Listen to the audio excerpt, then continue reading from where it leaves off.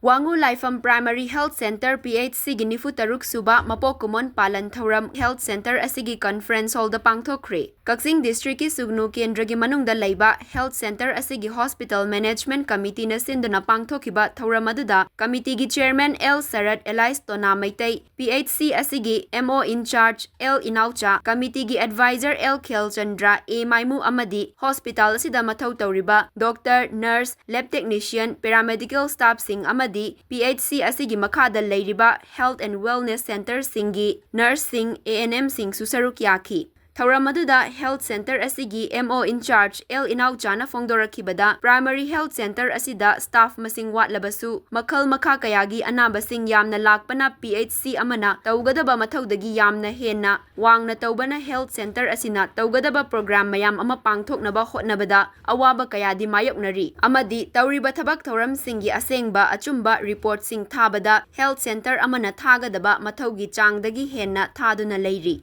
MO in charge L Inaucha Chana haikibada PHC asigi makada asa worker ani watuna leibana mafam sing adugi mikok thiba yauna miron bising khangdokpada tangai fadana yamnamak mathau tarakpana hauzik watliba mafam singi asa worker sing asi mensin binaba pukning chingsilakibaga loinana Health Center asida lairiba doctor, nurse amadi staff singna hanadagi hauna kathoktuna lakliba asigumna makhatana praja miyamgi khanduna makhatana adumak thawai yauna thabak tawminakhisi hainasu fongdokhi. Hospital Management Committee gi Chairman L Sarat Elias Tona Maitai na fongdorakibada Hospital Management Committee gi Chairman L Sarat Elias Tona Maitai na fongdorakibada Hospital asigi Doctor, Nursing amadi staff khudingmakna lamdam asigi khanbiduna kathokpaga loinana thamoi sengna miyamgi damak thabak tawbiramu haiki. Thauram aduda PHC adugi staff ahum khangatuna makhoina thamoi sengna kathokpaga loinana masagi mathaudagi yamna henna thabak tawbagi damak achamba khudol pot sing piduna ikai khumnakibaga loinana Hospital asibu chawkhatnaba hotnabada achauba thodang lauduna lakliba Hospital Management Committee gi TH Damendasu khudol pot piduna ikai khumnaki.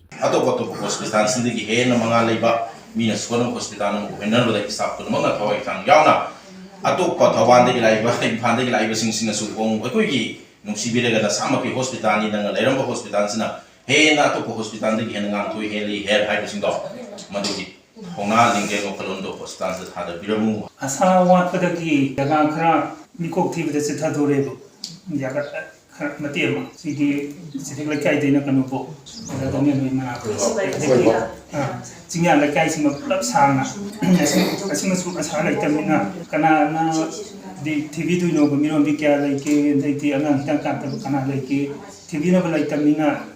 asodagi di thakataya da mina ko isaba mung sidagi kai thu salu harani ni ko PHC sin to ni yo ina layang le program na yam so thare ke so thai man ke ni so ni layang no ko na ni